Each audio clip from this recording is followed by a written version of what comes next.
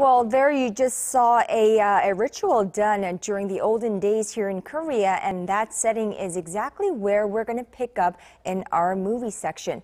Now, following a period of Hollywood dominance on the marquees, Korean cinema stormed the stage once again last week with the release of two highly anticipated local films.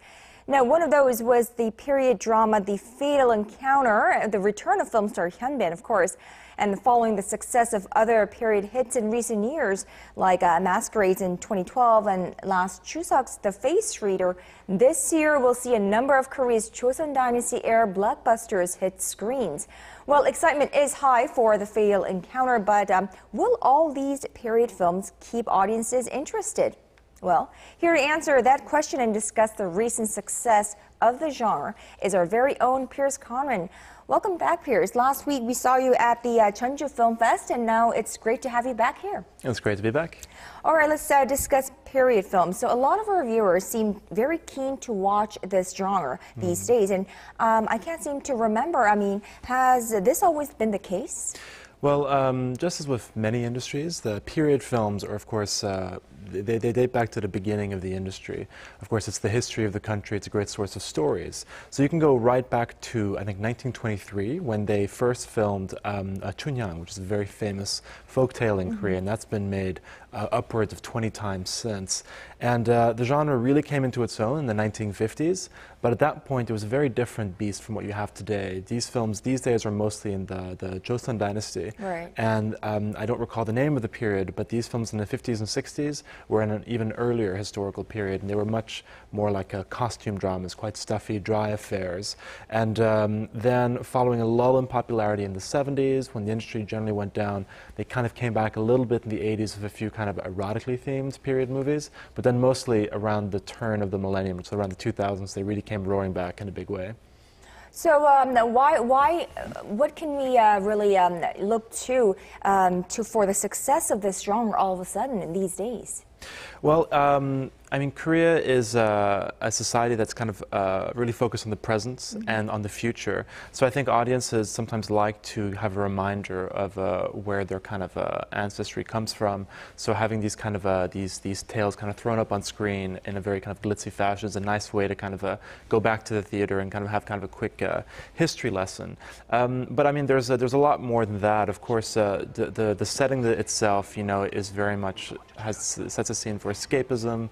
They're really well made, great production values, lots of kind of courtroom intrigue and drama, often throwing a lot of kind of generic elements in there.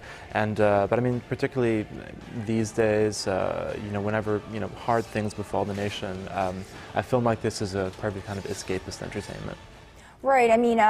Back in the days, these kind of, I suppose, these kind of films or even TV shows that have a setting in the olden days, it used to be quite boring for those of us, those in the younger generation. However, now with these very well-polished films, I suppose that really catches the attention of the viewers. Now, how about you? Are you a fan of period films, Korea's period films? I certainly am. I have many favorites. That said, I did mention some of the earlier, the classic Korean period films.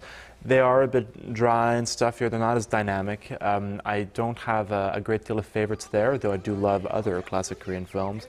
But the ones that I really like start in 2000s with Im Kwon-taek's Chuseok, so his iteration of the tale. Im Kwon-taek, of course, is kind of the legendary filmmaker who's made his 102nd film is coming out this year. Also, that same tale was made as The Servant in 2010. That's really another great film. Lee Jae-young's Untold Scandal in 2003 with Jeonju, another great film. And even looking at the recent ones like Masquerade and The Face Reader, I really enjoyed. But also, speaking of really kind of separating itself from these kind of stuffier, older drama films, you have producers and filmmakers have cleverly brought a lot of other genre codes alongside the period dramas. So you have like the kind of film noir period film like Blood Rain in 2005. You have the action period movies like War of the Arrows, or even kind of the kind of a time traveling kind of craziness like Wuchi from 2009. So then those have been all quite successful. Right, so merging different kind of genres with a setting of the traditional Korea, I suppose. Now, what can you tell us about the Chosun Dynasty films, blockbusters that are going to be released this summer? Well, there's quite a few. Already earlier this year, they released a film called The Huntresses, which is kind of a Korean version of, or a Korean period version of Charlie's Angels. It starred Very interesting. Yeah, I know. It seemed like an interesting kind of colorful premise, kind of a period action comedy. Didn't work out so well. It was delayed for a long time. They didn't really get the tone right. I was not a fan of the film, I have to say. So the next one, of course, is The Fatal Encounter, which was released last week. The big news there is it's the return of the huge star Hyun, who just returned from his obligatory military service, which was almost 2 years. So here he plays the King Jeonju, and he has to kind of deal with many factions who are out to kill him in the king's courts. So that film had a really blockbuster opening. It's already close to 3 million admissions after just a week on release. So that one's doing quite well. And then this summer we're going to have 3 that are going to come head-to-head within a few weeks around the end of July and early August. Among those is Roaring Currents, which will be from CJ Entertainment. That's starring Chae Min-sik, known to viewers from Old Boy, and he plays a famous naval admiral who kind of performed this kind of 300-like feat where he had a very small troop of, very small fleet of ships which went against a much larger fleet of Japanese ships. This was many hundreds of years ago, and so that'll be kind of a big naval war film. So we're looking forward to that. And also, Chae Min-sik is an incredible actor, He's so terrific, we look forward to it. Yeah, I think that'll be great to see. It's a really good casting right there. One I'm very excited about is called Kundo: The Age of the Rampant. Also featuring a big return after military absence, Kang Dong-won, who was gone for his military service as well, and featuring Ha Jung-woo, a really kind of red-hot star these days. That'll be kind of a real fun kind of bandits in a period setting film. I think it'll just be really kind of a rollicking action film. And then there's Pirates, which is again it's kind of a Koreanized version of Pirates of the Caribbean. It's quite a high budget, stars Hyun Ye-jin and some other people, and I don't know that I'm too excited about that one, I must say.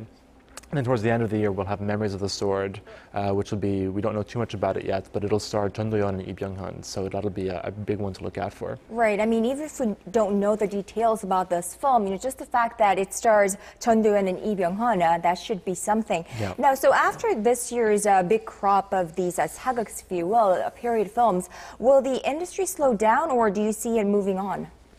I'm a bit worried that there are too many at the moment. I mean, you know, 6 really big budget movies, because to stage one of these films costs at least 10 billion won, which is a very tidy sum for a Korean film. So we have all of these. Already the first one at the gate failed, The Huntresses. The Fatal Encounter is in fine shape, but these 3 going head to head this summer, they can't all do well. I expect that The Pirates is probably not going to do so well. Not a big fan of The Pirates? This product doesn't look very exciting, and I think against Kundo and Roaring Currents, which are much more enticing projects, it won't do so well. But there are more coming. We have 2 Policemen, which is going to be with Sol Kyung-gu, and this is kind of a period version of 2 Cops, which is by a very famous series of films in the early 90s with An Sung-ki and Park Chung-hoon. It was a comedy action, if I remember correctly. Yeah. So it's the same director who's doing that. So this is 20 years later. And then there's a really big one called Sado, which is going to be with Song Kang-ho, who just came off a big period film, The Face Reader, last year, and it's by the director Lee Joo-nik, who made The King and the Clown, another huge period film in 2005. So that one is looking like one of next year's biggest films. But again, so many period films. Will audiences get tired? Only time will tell. Well, no, I think we could talk about this forever, but because this is all the time we have, and a very interesting talk this week, and we will see you next week. Looking forward to it.